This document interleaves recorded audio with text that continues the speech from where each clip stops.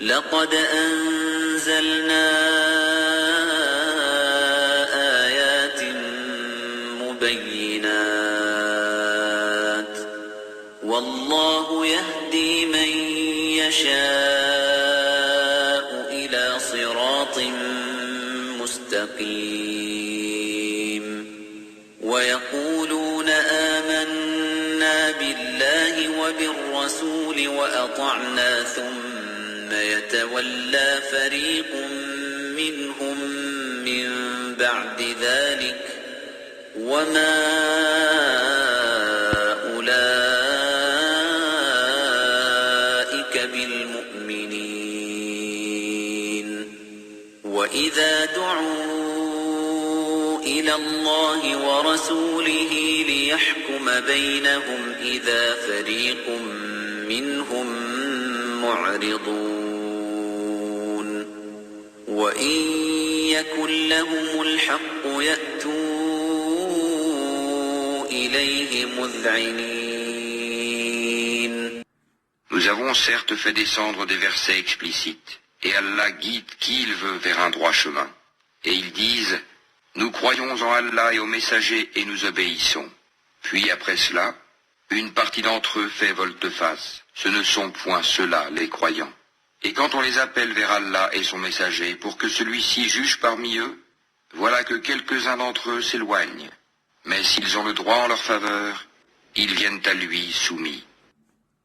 أفي قلوبهم مرض أم ارتابوا أم يخافون أن يحيف الله عليهم ورسوله بل أولئك هم الظالمون إنما كان قول المؤمنين إذا دعوا إلى الله ورسوله ليحكم بينهم أن يقولوا سمعنا وأطعنا وأولئك هم المفلحون ومن يطع الله ورسوله ويخشى الله ويتقه فأولئك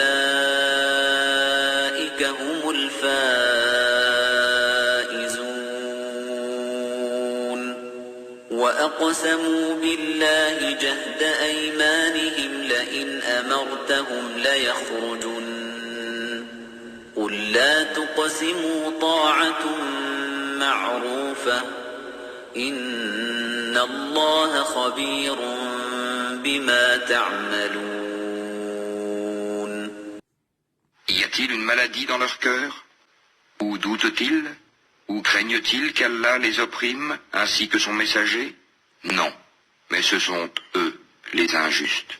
La seule parole des croyants quand on les appelle vers Allah et son messager pour que celui-ci juge parmi eux est « Nous avons entendu et nous avons obéi. » Et voilà ceux qui réussissent. Et quiconque obéit à Allah et à son messager et craint Allah et le redoute.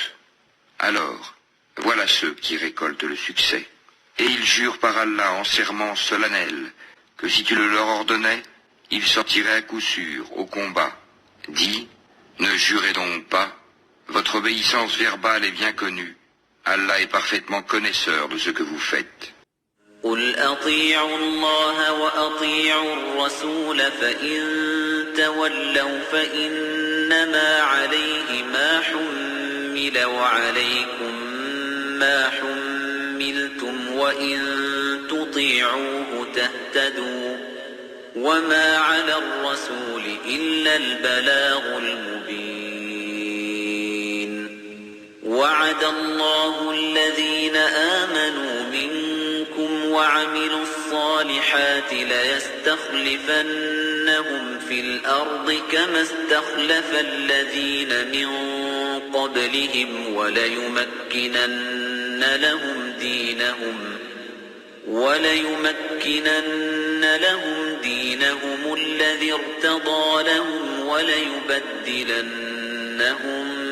من بعد خوفهم أمنا يعبدونني لا يشركون بي شيئا ومن كفر بعد ذلك فأولئك هم الفاسقون. Dis, obéissez à Allah et obéissez au messager. S'il se détourne, le messager n'est alors responsable que de ceux dont il est chargé. Et vous assumez ceux dont vous êtes chargés. Et si vous lui obéissez, vous serez bien guidés. Et il n'incombe au messager que de transmettre explicitement son message. Allah a promis à ceux d'entre vous qui ont cru et fait les bonnes œuvres qu'il leur donnerait la succession sur terre comme il l'a donné à ceux qui les ont précédés. Il donnerait force et suprématie à leur religion qu'il a agréée pour eux. Il leur changerait leur ancienne peur en sécurité. Il m'adore et ne m'associe rien.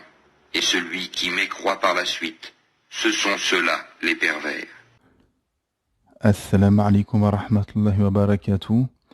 Que la paix soit sur vous ainsi que la miséricorde et la bénédiction. Que dire après la récitation de ces versets? Ou si les musulmans méditeraient et appliqueraient ces versets, une bonne partie des problèmes des musulmans et du monde arabo-musulman seraient résolus. Parce qu'Allah subhanahu wa ta'ala, bien évidemment, le contexte, c'est que les hypocrites sont blâmés dans ces versets. Hein? Voilà, subhanahu wa ta'ala nous dit qu'ils ont des maladies dans le cœur, qu'ils sont dans le doute,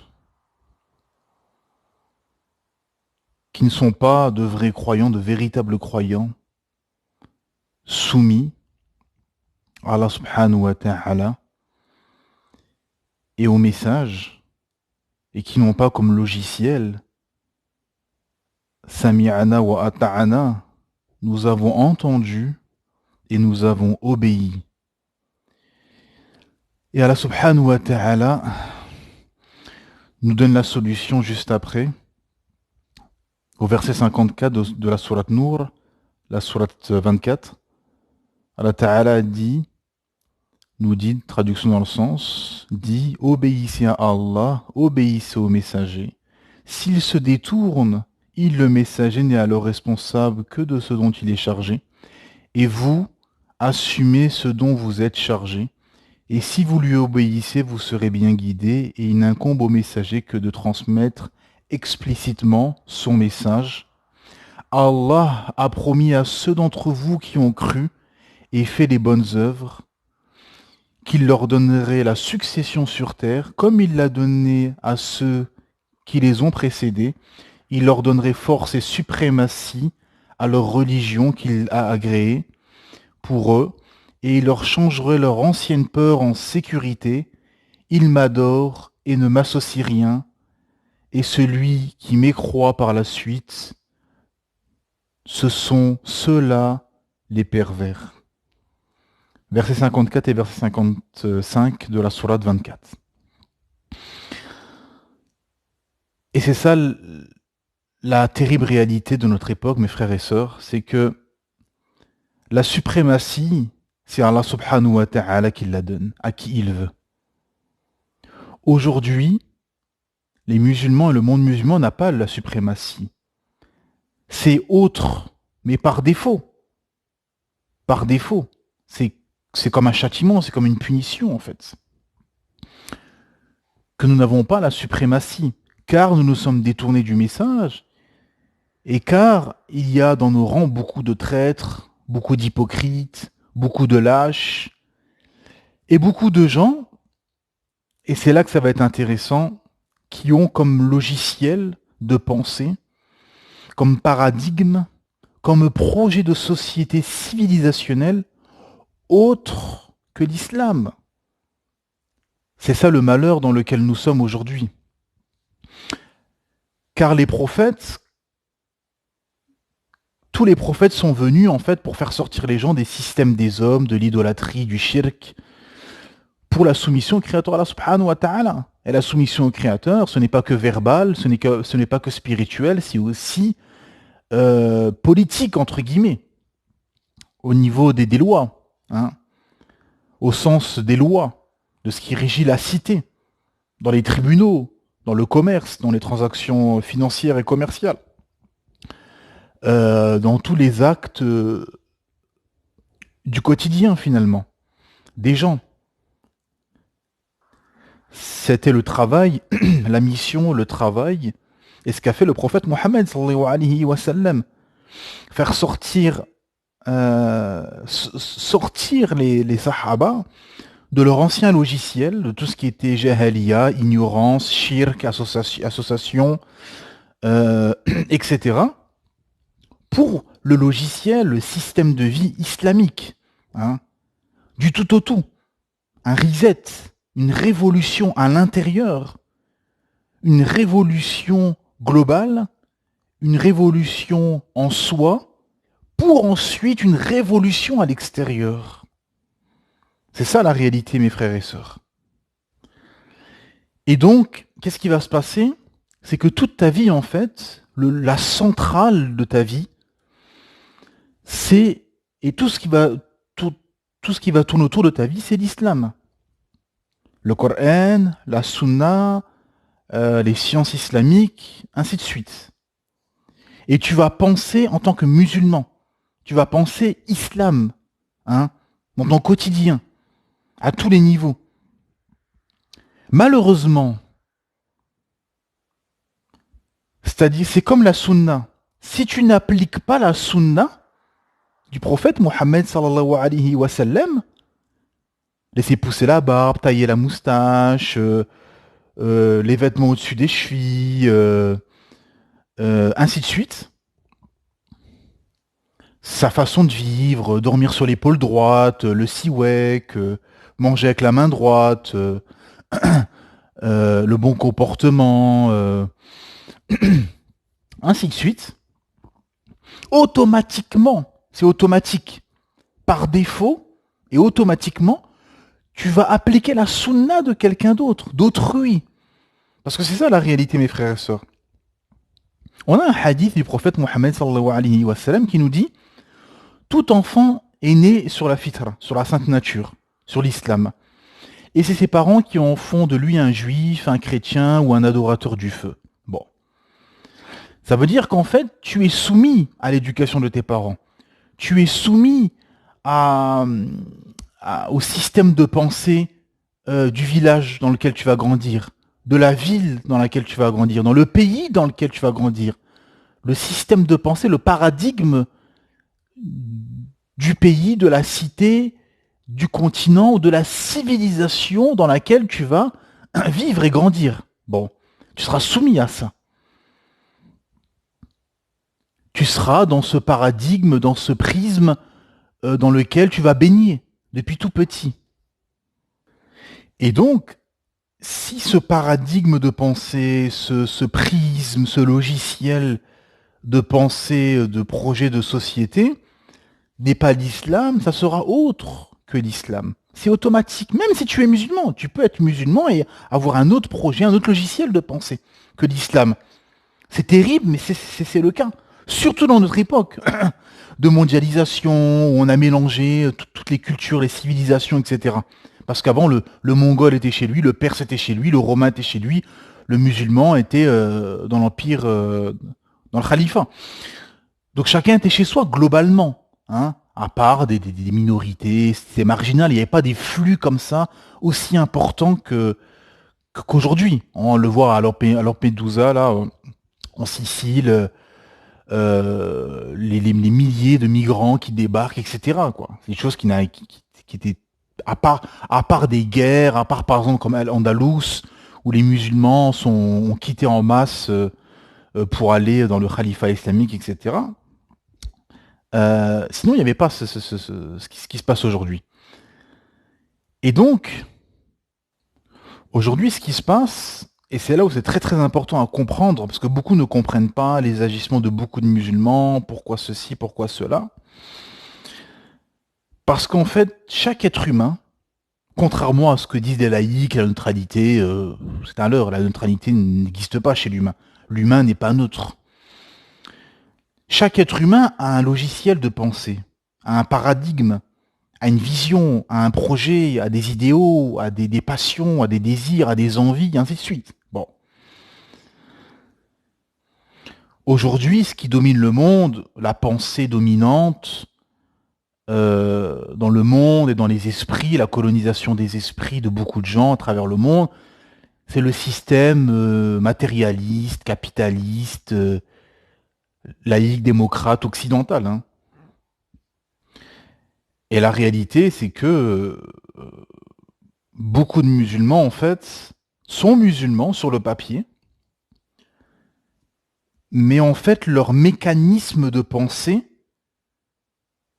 ça va être un mécanisme occidental, gauchiste, humaniste, athée. Hein. Par exemple, on a eu un exemple criant de vérité il y a quelques jours avec le séisme qui s'est passé au Maroc ou les inondations en Libye. Qu'Allah subhanahu wa ta'ala facilite nos frères et nos sœurs là-haut. On a eu des réactions hallucinantes en fait de la part de musulmans. Ça a été jusqu'à on a entendu des musulmans dans des space Twitter par exemple dire oui non ça n'a rien à voir c'est des plaques tectoniques voilà ça arrive alors qu'en plus subhanallah, là où ça a tapé l'épicentre du séisme comme on dit était dans le sud de Marrakech, enfin un endroit qui n'est pas connu pour être un endroit sismique, hein, selon les experts. Hein. Subhanallah. Et beaucoup, on a entendu des paroles jusqu'à dire non, ça n'a rien à voir, vous mélangez la religion, c'est comme ça. Limite, c'est une coïncidence de la part de musulmans, enfin, en tout cas de gens qui se disent musulmans. Et beaucoup, voilà, de réactions émotionnelles. Passionnel, voilà, ça a déchaîné les passions, les émotions, et très peu de réactions rationnelles et réalistes en fait sur la situation. Et c'est là où on voit la différence avec nos prédécesseurs, avec les salaf salih, que dès qu'il se passait quelque chose, ben, tout de suite ils l'associaient à un châtiment divin. D'ailleurs, même en Europe, même en Occident, et on a des écrits historiques sur cela, c'est pour ça qu'aussi l'Église a dominé au niveau sociétal pendant autant de siècles en Europe. C'est que tout de suite, dès qu'il y avait une pandémie, une maladie, la peste, un grand froid, parce qu'il y a eu des grands froids dans le Moyen-Âge en Occident qui a tué des milliers de gens, des tempêtes, des séismes, peu importe, il l'associait à une punition divine en fait. Et il faisait une autocritique, en fait. Il se remettait en question, etc., etc. Hein, il y a même des récits où parfois, après une pandémie ou après une catastrophe comme ça, il tuait des sorciers ou il tuait des gens qui pouvaient porter malheur ou je ne sais quoi, parce qu'il associait directement à un châtiment divin. Hein, pour dire des gens qui n'étaient même pas musulmans, mais qui croyaient en Dieu. Et les salafs, tout de suite, ils l'associaient. Tout de suite, il l'associait à... Voilà, il se jetait dans le repentir. Alors que c'est des gens très pieux, etc. On a cette parole de Omar ibn Khattab qui a eu un séisme à Médine, et il a dit, si ça se reproduit, je quitte cette ville. Subhanallah azim. Ça, c'est le logiciel islamique, vous comprenez? Là, on est dans un logiciel islamique. Et et même pour soi, sans aller dans des séismes, sans aller dans des choses aussi grandioses, soi-même, beaucoup de salafs, quand il leur arrivait quelque chose pour eux-mêmes, ils l'associaient à une punition tout de suite. Il n'y a pas de, ça tournait pas autour du pot, hein. C'était pas, mais en fait, chance, pas de chance, hasard, ouais, mais en fait, parce que ils cherchaient des coïncidences, des choses. Non. J'ai péché, je suis un pécheur. C'est tout. C'est ça le logiciel du musulman. Je suis un pécheur. Allah Ta'ala me punit pour des péchés que j'ai faits, Allah subhanahu wa ta'ala m'éprouve, Allah ta'ala me purifie, vaut mieux avoir ça aujourd'hui que le jour du jugement, et ainsi de suite. Peu importe, une épreuve, une punition, une purification, peu importe, ils l'associent tout de suite à eux-mêmes. Voilà. Je suis pas parfait, j'ai des manquements, j'ai péché, etc. On a même des récits de salafs qui parfois 20 ans, 30 ans, 40 ans après avoir fait une erreur ou un péché, il leur arrivait quelque chose, ils associaient ça au péché d'il y a 20 ou 30, 40 ans. Alors imaginez-vous, aujourd'hui vous avez des musulmans, ils sont dans le riba, dans le haram, des sœurs qui sont mutabarijettes, sœurs sans hijab, les gens font pas leur prière à l'heure, sont dans les péchés jour et nuit, et quand il leur arrive quelque chose, bah il associe pas une punition divine, il dit, ah non, mais à quel point en fait les gens, beaucoup de musulmans, sont tombés dans un logiciel de pensée qui n'est pas islamique, qui est contradictoire à l'islam. Hein? Et ça va jusqu'au minbar. Parce que ça, ce que je vous explique là, c'est pour tous les sujets. Et on va y venir, on va développer. C'est pour tous les sujets. Mais pour rester sur le séisme, pour rester sur le séisme, pardon, ça va jusqu'au minbar. Jusqu'au minbar, où vous avez des imams. Et moi, j'ai entendu ça de mes propres oreilles. J'ai assisté ça à une khutbah, où l'imam, qu'est-ce qu'il dit? Il dit non, on a entendu que c'était une punition, un châtiment divin, on le sait pas, etc. Et tout. Il y a eu aucun rappel. Mais on le sait pas. Bien évidemment, le Coran, la Sunna, les paroles de savants, etc. Il se passe quelque chose, on le sait pourquoi. Mais peu importe, peu importe. C'est une occasion, alhamdoulilah. C'est une occasion magistrale qu'Allah subhanahu wa ta'ala offre aux prêcheurs et aux imams pour réveiller les consciences, pour éveiller les consciences, pour rappeler aux gens. C'est une occasion. Quand il y a un mort, c'est une occasion de faire da'wah, c'est connu ça. Quand il y a un mort dans une famille, quand l'imam il vient pour les obsèques ou pour... l'imam il fait un dars, il fait un rappel sur ça, ça permet de réveiller. Quand il y a génaza, une salle génaza, etc., c'est une occasion. C'est une occasion de réveiller les consciences, d'éveiller les consciences.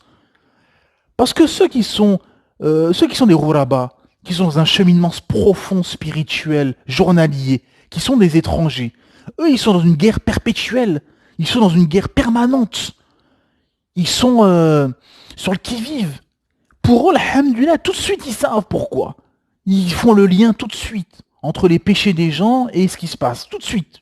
Parce qu'ils sont connectés, ils sont habités, comme on dit. Vous savez, il y a une phrase, en français, il y a une phrase qui dit, quand vous avez une personne, vous savez, elle est tellement dans son truc, etc., on dit, elle est habitée par ça. C'est très intéressant, cette expression, habitée. Et c'est ça, le problème, c'est qu'aujourd'hui, beaucoup de musulmans ne sont pas habités par l'islam. Retenez bien ça.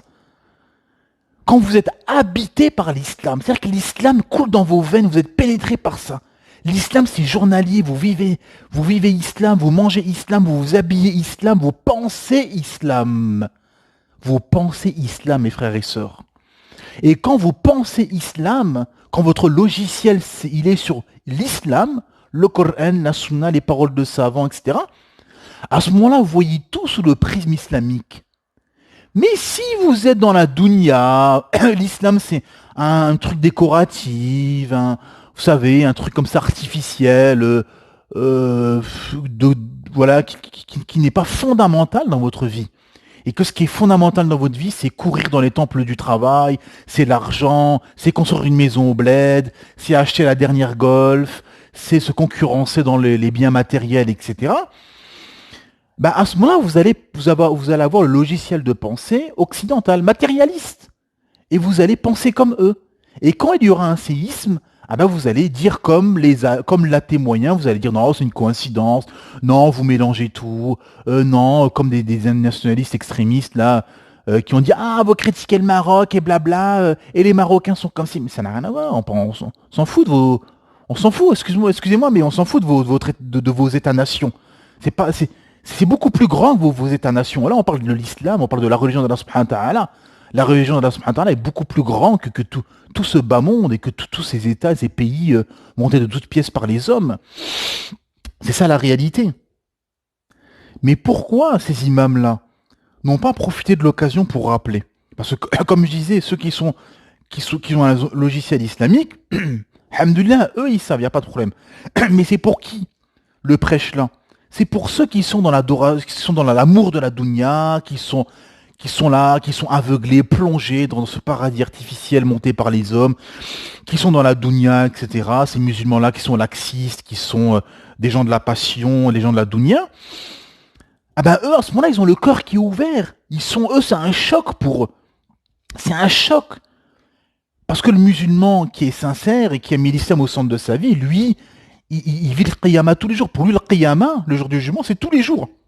La mort, il l'attend, tous les jours, il pense à la mort, etc. Donc lui, ces événements-là, voilà, c'est une confirmation de son logiciel de pensée. Et de ce qu'il pense et de ce qu'il voit autour de lui. Mais ces gens-là, ces musulmans-là, et on l'a très bien vu dans les vidéos, etc. Vous avez des gens comme ça qui étaient dans des restaurants, dans des soirées, les femmes, les hommes mélangés, mutabarrijat, voilà, dans des soirées comme ça, glamour comme ils disent, avec je ne sais quoi comme haram dedans, etc. Qui ont couru, qui sont poussés en sortant dans les restaurants, à crier, etc. Oui, ces gens-là, ces musulmans-là, ils ont le cœur ouvert à ce moment-là. Ils sont tétanisés, ils sont tremblants, ils sont choqués, ils sont en état de choc. Et en état de choc, on a le corps ouvert et les oreilles bien ouvertes et les yeux grands ouverts. On est en état de choc. Et c'est là que le prédicateur, que l'imam ou le prêcheur, il rentre en jeu. C'est là que lui, justement, il doit profiter de cette occasion pour rappeler le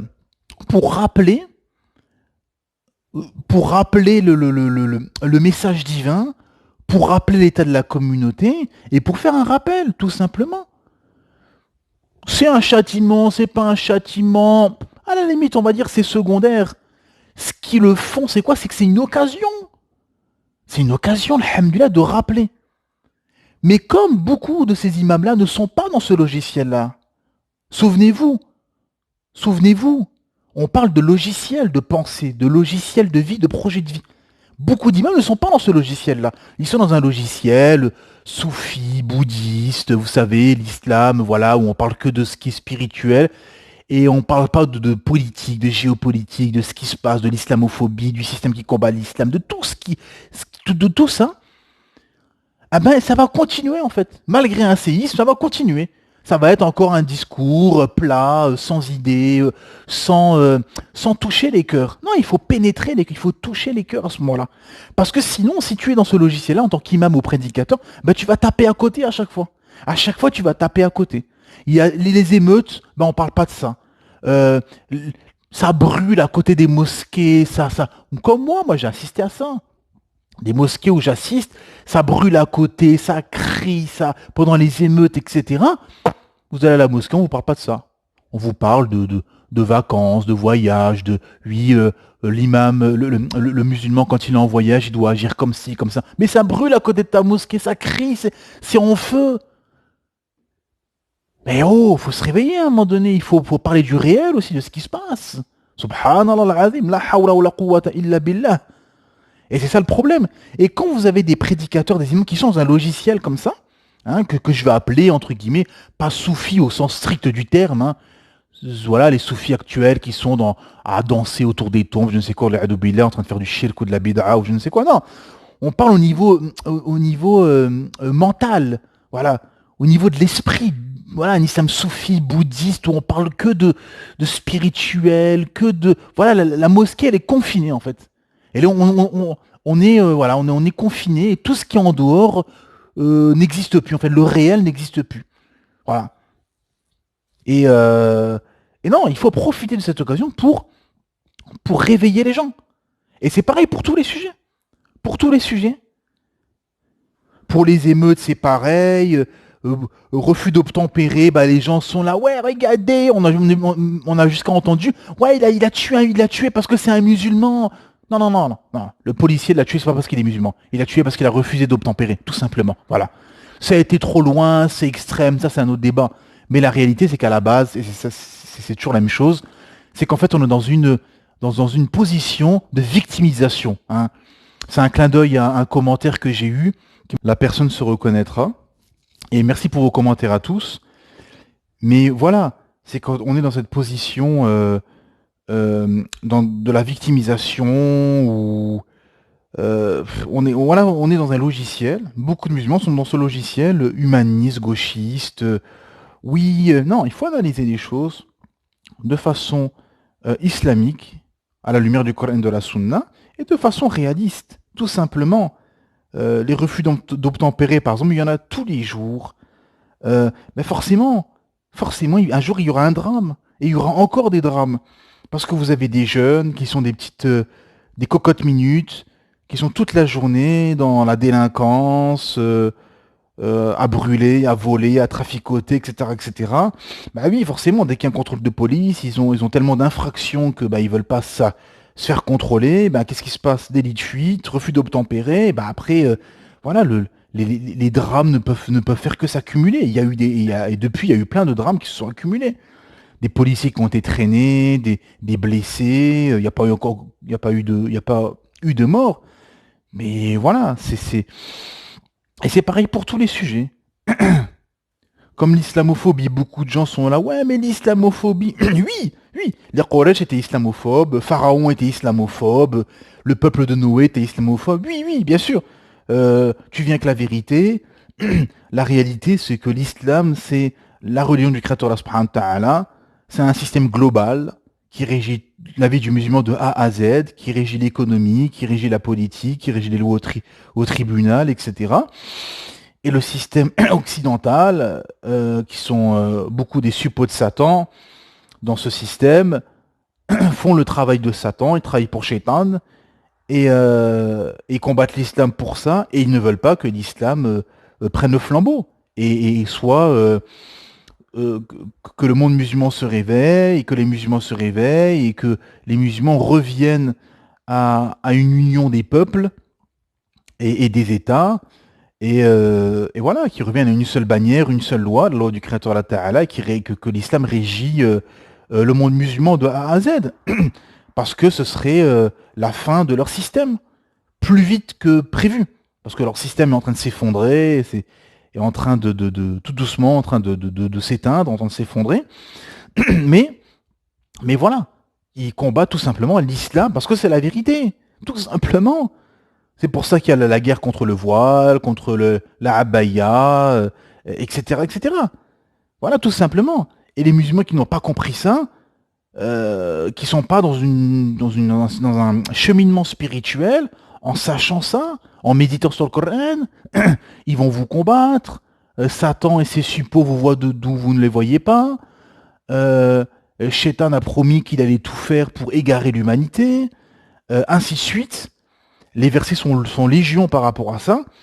Et vous avez des musulmans qui sont encore là. Ouais, mais l'islamophobie, ouais, mais il faudrait... il faut utiliser la laïcité en notre faveur. Il faut aller voir la Cour européenne des droits de l'homme et blablabla. Non, t'es dans un système corrompu qui combat l'islam et qui va changer les lois en fonction de l'intérêt du moment pour combattre les musulmans et empêcher qu'ils se développent et empêcher que les gens reviennent à l'islam et empêcher que les gens se convertissent à l'islam. Tout simplement. Il faut sortir de cette mentalité gauchiste, humaniste. Hein.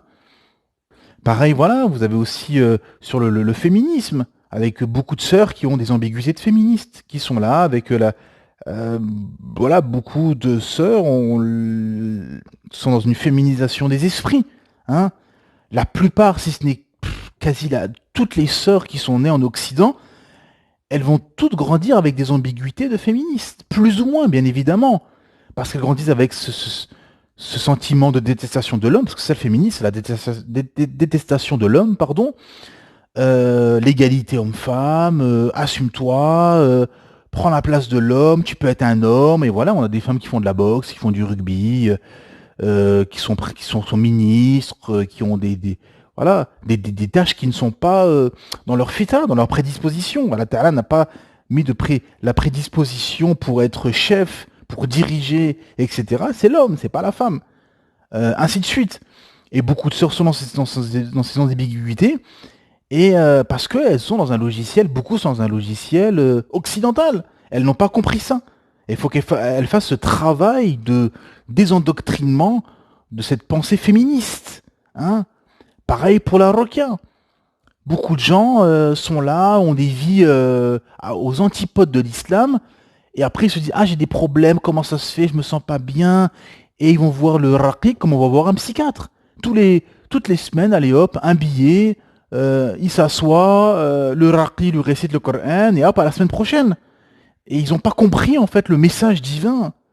C'est ça, et beaucoup profitent, et beaucoup de raqis comment dire, ne sont pas dans un, comment dire, dans un, comme notre shir nous disait, quand quelqu'un venait le voir pour faire une raka, il lui posait des questions avant. Est-ce que tu fais ta prière? Où en es-tu dans ta pratique de l'islam? Les askars du matin, est-ce que tu les fais? Les doigts du matin? Est-ce que tu fais ci? Est-ce que tu fais ça? Ainsi de suite. Est-ce que tu lis le Coran? Est-ce que tu abreuves ton cœur de Coran? Ainsi de suite. Et en fait, vous voyez ces gens, ils sont dans un logiciel occidental, où ils vivent comme un occidental moyen, et ils s'étonnent pourquoi, ben, oui, parce que tu n'es pas protégé par rapport au mal occulte, parce que ta vie est calquée sur la vie d'un occidental moyen, et les prières où elles sont pas, où il n'y a pas de prière, où elles sont pas faites à l'heure, il n'y a jamais de Coran, le cœur n'est pas abreuvé de Coran, il n'y a pas de dua, etc. Donc forcément, face, tu es faible face au mal occulte, hein, tout simplement. Pareil, c'est pareil pour tous les sujets. Prenez Lampedusa, là, ce qui se passe à Lampedusa avec les immigrés qui débarquent, etc. Bah, c'est une aberration. C'est une aberration. Islamiquement parlant, déjà, on ne va pas à l'arrache comme ça, sans préparation, dans un pays, encore plus dans un pays de koufr. On ne va pas dans un pays de koufr. C'est pour ceux qui sont musulmans, parce qu'ils ne sont pas tous forcément musulmans, mais celui qui n'est pas musulman, celui qui est musulman, il a pas le droit d'aller dans une terre non islamique. Et on voit aujourd'hui les dégâts. Pourquoi tous les mots MAUX des musulmans en Occident sont dus à ce seul péché. Et la solution est due à une seule adoration qui est la hijra, comme j'avais tweeté. Hein. Et donc, beaucoup de musulmans qui ont ce logiciel comme ça, humaniste, gauchiste, ah les pauvres, faut les accueillir, etc. Non, non. Le logiciel islamique, c'est qu'ils ont rien à faire là, ils restent chez eux, ils développent, parce que tu es avili, parce que tu acceptes l'avilissement. Comme a dit ce savant musulman, on s'est fait coloniser parce on était colonisable, tout simplement. Si ces gens-là, ils auraient un projet de développement de l'Afrique, un projet de civilisation pour que l'Afrique retrouve comment dire, un haut statut, devient fort, etc. Bah, ils ne fuiraient pas l'Afrique, ils resteraient, ils affronteraient l'adversité, ils aideraient au développement, etc. Là, fuir comme ça, c'est de l'égoïsme. C'est juste, voilà, tu veux juste en fait remplir ton ventre et pour tes intérêts, etc. Tu n'es pas là dans un processus de développement de ta société, etc. Faut rester, affronter l'adversité et développer ta société, tout simplement. C'est ça, c'est ça. En tout cas pour les musulmans, ceux qui ne sont pas musulmans, c'est autre chose. Mais en tout cas pour les musulmans, c'est ça comment dire, son paradigme. C'est d'être, de rester. Et c'est ça aussi la hijra. C'est les musulmans qui vont aller vivre dans les terres islamiques. C'est aussi pour se préserver soi, sa famille, et pour aider au développement, pour renouer et retrouver le monde islamique dominant comme il l'était par le passé. C'est ça la réalité. Parce qu'il ne faut pas se tromper. Là, on est dans une époque où le système occidental, en fait, est en train de s'effondrer. Leur système s'effondre économiquement, au niveau de la natalité, au niveau des délires, hein, écolo, LGBT, etc., féminisme et tout, qui gagnent les nouvelles générations de population occidentale, qui fait qu'ils ne font plus d'enfants, le taux de natalité les taux de natalité sont les plus bas au monde. Économiquement, bah ça commence à plus tenir parce que ça tient sur du riba, sur de la monnaie virtuelle, etc. Politiquement, bah, les gens ont compris que la démocratie était une farce. Il y avait juste des élites qui tenaient tout ça, qui tiraient les ficelles derrière, etc. Donc à tous les niveaux, en fait, le système est en train de s'effondrer et le système hégémonique qui doit reprendre sa place de dominance, c'est le monde islamique, le monde musulman, et qui va le devenir, Inch'Allah, bi'idhnillah, car c'est annoncé dans un hadith, où on va revenir, après l'époque des khalifs bien guidés, l'époque des rois et l'époque des dictateurs, on va revenir à la méthodologie prophétique et à la loi du Créateur Allah subhanahu wa ta'ala. Et c'est pareil par rapport à la Palestine. Vous prenez par exemple, il y a eu beaucoup ces images qui ont tourné sur les réseaux, où on a vu on a vu un corbeau qui a détaché un drapeau d'Israël. Waouh! Et vous avez des gens comme ça qui ont partagé. Waouh, regardez ce corbeau, il a enlevé ce drapeau d'Israël. Waouh, c'est comme ça qu'on va récupérer la Palestine. Waouh, c'est énorme. Enfin, c'est aberrant et on voit la pauvreté de beaucoup de musulmans. Mais vous savez pourquoi? Parce qu'en fait, on est tellement devenus des miettes qu'on s'arrête sur des miettes. C'est ça la réalité, malheureusement. On est tellement devenus des miettes, en fait, au niveau mondial, au niveau des forces en présence mondiale. Ah ben, c'est qu'en fait, on se rattache, en fait, et on s'accroche à des miettes, en fait. Hein? C'est comme là, on a eu le discours, voilà, du président, d'un président d'un pays maghrébin qui disait oui, la normalisation avec l'État d'Israël est une aberration, ça ne doit pas avoir lieu, ça ne doit pas, euh, ça ne doit pas lieu d'être, etc.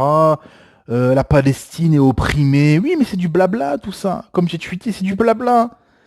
Le fond, c'est tant qu'on sera divisé en États-nations, ce que j'expliquais justement juste avant dans un space où j'ai participé à un space avec des nationalistes qui étaient là, en train de sortir leur blabla habituel, l'islamiste, blabla, en train de répéter des mots de francs-maçons, etc. Où on voit que voilà, beaucoup de musulmans sont malades du cœur, sont colonisés, voilà, sont complètement amorphes, sont complètement dans un complexe d'infériorité abyssale. Le fond, en fait, tant qu'on sera divisé en États-nations, qu'on sera des pâles copies des démocraties occidentales avec des constitutions toutes mélangées, qui n'ont ni queue ni tête, en États-nations, divisés avec des frontières comme ça tracées au crayon par Alex Colomb qui respectent ni le monde musulman, ni l'histoire du monde musulman, ni les peuples musulmans, et qu'on sera dans un processus de copiage du système occidental et des États-nations, etc., et qu'on n'appliquera pas la loi de la subhanahu wa ta'ala, ben on sera humilié, on sera écrasé, on sera et on pleurera la Palestine, on pleurera la Syrie, on pleurera la Libye, parce qu'on sera faible. Et c'est ça la réalité aujourd'hui. Et tout ça, c'est du blabla. Ouais, mais la Palestine, ouais, mais la normalisation avec Israël, ouais, mais le fond, c'est on n'est pas un bloc compact, un empire dominant, avec une seule force politique, militaire, intellectuelle, spirituelle, avec un seul dirigeant et une seule loi, la loi du Créateur Allah Ta'ala, avec une seule vision. Non, on est divisé, etc. Donc ça ne peut pas marcher en fait. Et le reste sera que du blabla, que de la philosophie et des slogans creux. Parce qu'en fait, il faut un reset et une mise à jour complète. Il faut un reset en fait du monde musulman. Tout, repartir de tout. Il y a du bien, alhamdoulilah, il y a du khayr, mais il y a beaucoup de choses qui ne vont pas. Et quand il y a des séismes ou des inondations, des choses comme ça, qui viennent rappeler ceci, bah les gens ne voient pas en fait. Parce que les gens, bah voilà, c'est tout est une question de logiciel, de pensée, de paradigme. C'est que la personne, elle bougera pas d'un iota. Elle bougera pas d'un iota. Elle restera dans son couloir, et elle ne comprendra pas ce qui se passe. Elle ne voudra pas voir qu'est-ce qui se passe, voir la réalité. C'est ça la réalité. Parce qu'en face, ben, vous avez un système qui est un système où ils ont éradiqué la religion parce qu'ils voulaient ce système de passion, de désir, de rêve américain, de course à la richesse, etc. Donc l'obstacle pour l'assouvissement des pulsions, des désirs et des passions et des interdits, c'était l'Église. Hier, donc ils ont éliminé l'Église et aujourd'hui c'est l'islam. C'est l'islam qui est un obstacle à l'assouvissement des plaisirs, des désirs, des pulsions et compagnie. C'est pour ça qu'on arrive aux apostats. Vous voyez tous ces apostats qui défilent sur Twitter, sur les réseaux sociaux, etc. Qui vont dire ah moi j'ai arrêté avec l'islam. Oui, parce qu'en fait c'était un obstacle à assouvir tes passions. Voilà. Le fond c'est ça mes frères. Il n'y a pas besoin de chercher très loin. L'humain il est comme ça. L'humain Lui, il veut entendre ce qu'il a envie d'entendre, il veut assouvir ses désirs, ses besoins, ses pulsions et compagnie. Bon. Et donc, il va enlever tout ce qui est un obstacle. Et pour le musulman, l'obstacle au désir, au plaisir et à l'assouvissement des pulsions, bah, c'est l'islam, tout simplement.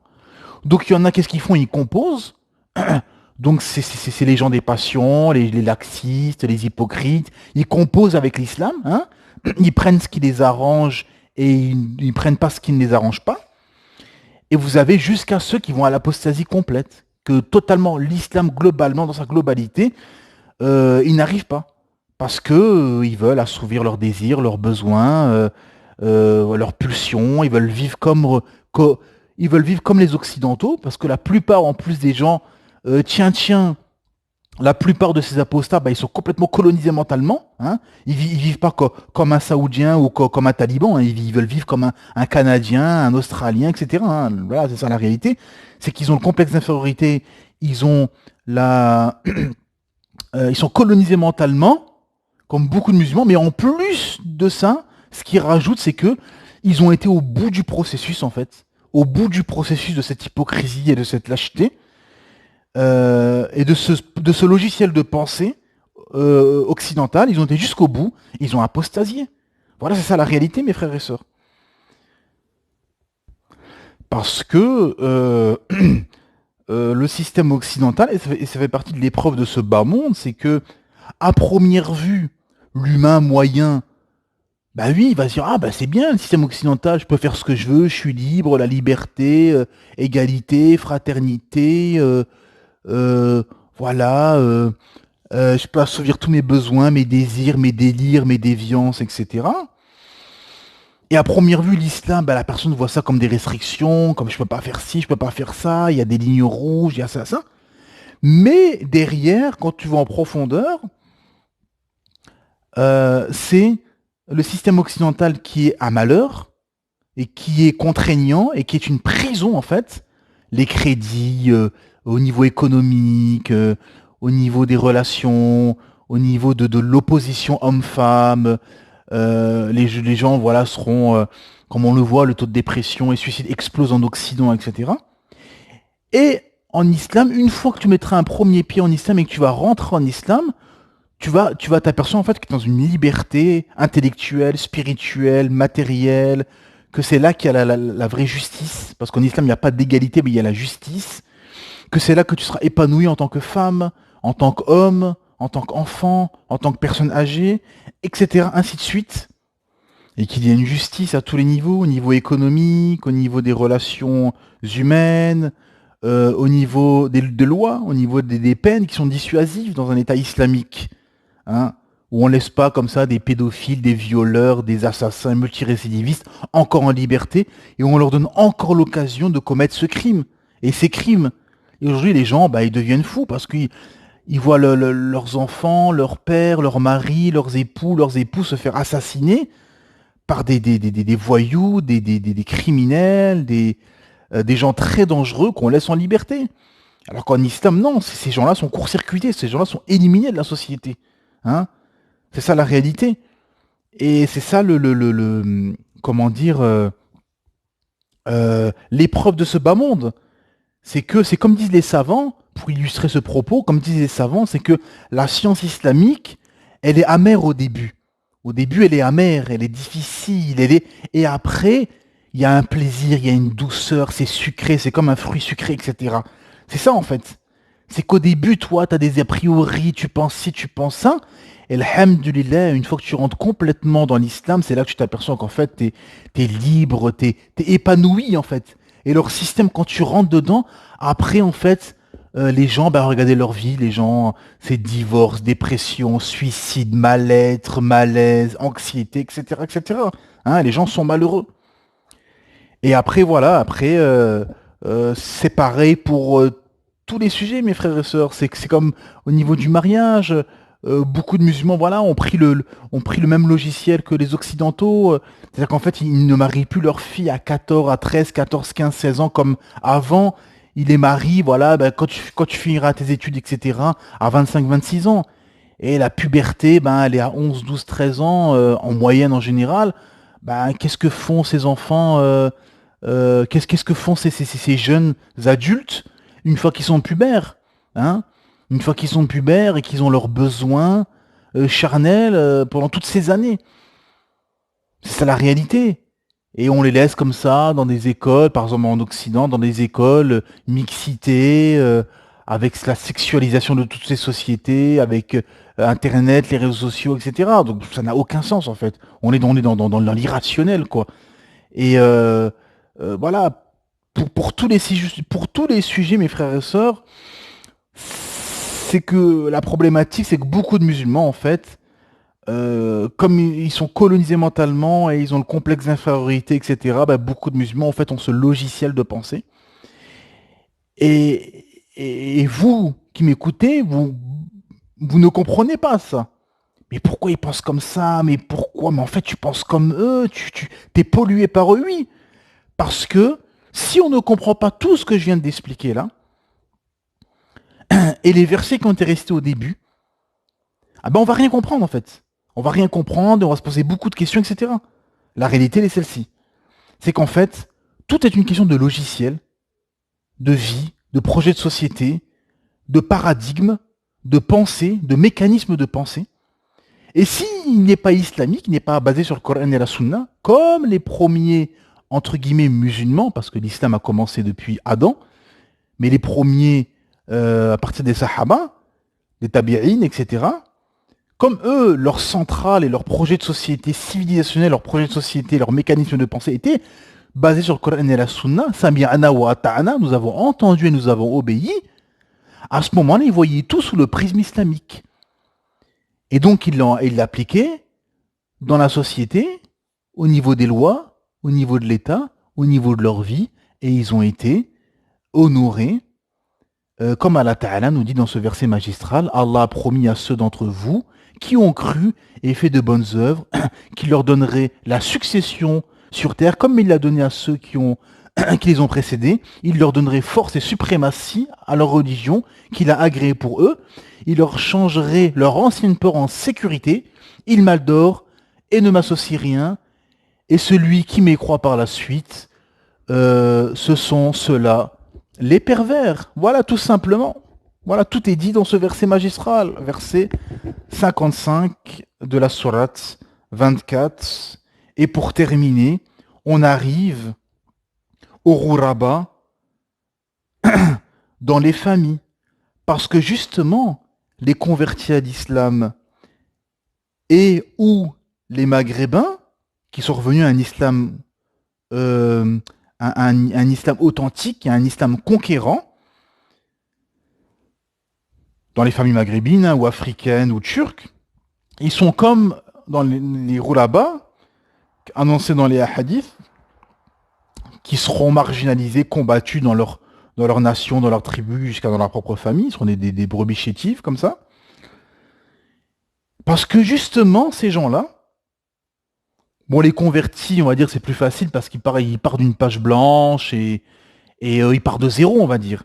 Mais ces maghrébins-là, qui partent quand même avec un petit peu de quelques bases, comme ça, peut-être qu'ils mangeaient halal, ils faisaient le ramadan, etc., où ils sont revenus à leur religion totalement, ils ont fait un reset, une mise à jour complète, ah ben, à ce moment-là, et donc ils sont dans un logiciel, ils ont pris le logiciel islamique, ah ben, à ce moment-là, ils sont combattus par leurs proches. Pourquoi? Parce que leurs proches sont dans le logiciel occidental, sont dans un autre logiciel. Et souvent, bah, le logiciel qui domine actuellement les esprits de beaucoup de musulmans, c'est le logiciel occidental matérialiste. Et donc, comme eux, ils sont dans ce logiciel, mes frères et sœurs, eux, ils voient que vous êtes dans un autre logiciel, un autre paradigme. Donc, ça ne colle pas. Donc, ils vous combattent. Comme les musulmans ont toujours été combattus à travers le temps et à travers les âges par des gens qui avaient un autre logiciel de pensée. Vous comprenez maintenant pourquoi vous êtes combattus dans vos familles, pourquoi vous êtes combattus dans la société? Parce que vous avez le logiciel islamique et ceux qui sont pas musulmans, donc qui ont leur logiciel propre à eux, de mécréance, de shirk, d'idolâtrie, de lois forgées par les hommes, etc., ben, ils vont combattre forcément. Hein. Et les musulmans qui ont un logiciel de pensée contradictoire à l'islam, et qui sont dans un autre paradigme, et qui ont de l'islam que le nom ou que quelques actes cultuels comme ça à gauche à droite, ah ben, ils vous combattent et ils vous font la guerre. Voilà mes frères et sœurs. Et quand on a compris ça, on a tout compris. Et on médite sur les versets qui ont été récités au début, on comprend, il y a des hypocrites parmi nous, il y a des traîtres, il y a des lâches, il y a des musulmans qui n'ont pas comme projet, qui ne sont pas dans un cheminement profond spirituel, un profond cheminement spirituel, et qui ont comme projet de société globale, civilisationnelle, l'islam, donc ce qui implique la charia d'Allah subhanahu wa ta'ala, ce qui implique un retour au khalifa, ce qui implique soi-même un retour à un islam authentique, de A à Z, qui va régir ta vie de A à Z. Comme ils ne sont pas dans ça, ils sont dans un logiciel du système occidental, matérialiste, course aux richesses, à l'assouvissement des pulsions, etc. Donc ils sont dans cet islam laxiste, tout mélangé, etc. Et donc à ce moment-là, on comprend où est notre place, qu'on est des étrangers dans ce bas monde, qu'on sera combattu, qu'on sera marginalisé, qu'il faut prendre nos distances avec tous ces gens nocifs, tous ces gens hypocrites, traîtres et lâches, et on comprend pourquoi vous avez tous ces musulmans qui se retrouvent entre eux et qui sont main dans la main, parce que tous ces gens-là, malheureusement, sont majoritaires dans nos familles et dans nos pays. Et c'est pour ça qu'on est comme ça. C'est pour ça qu'on est divisé en États-nations. C'est pour ça qu'on n'a pas la sharia. Parce que ça se mérite à la loi d'Allah subhanahu wa ta'ala. Ça se mérite d'avoir un khalifa uni, dominant. Ça se mérite d'être régi sous la loi d'Allah subhanahu wa ta'ala. Tout ça, ça se mérite. Et si on ne l'a pas, c'est qu'on ne le mérite pas. C'est que globalement, on n'est pas dans cet esprit-là. Globalement, les musulmans sont dans un logiciel matérialiste, occidental, contradictoire à l'islam. Et ceux qui sont dans ce logiciel islamique, qu'est-ce qu'a dit Allah? Qu'est-ce qu'a dit son messager? Sami'ana wa ta'ana, nous avons entendu et nous avons obéi. Ceux-là sont marginaux, ceux-là sont les rourabas annoncés, et ceux-là sont les ennemis à abattre. Car tant que ceux-là sont en vie, eh ben, ils peuvent toujours revivifier cette flamme qui est éteinte pour le moment du khalifa qui a dominé le monde et qui a dominé ce bas monde pendant des siècles. Voilà mes frères et sœurs, une fois qu'on a compris ceci, on a tout compris. Subhanakallah wa bihamdik, ashhadu an la ilaha illa ant, astaghfiruka wa atubu ilayk.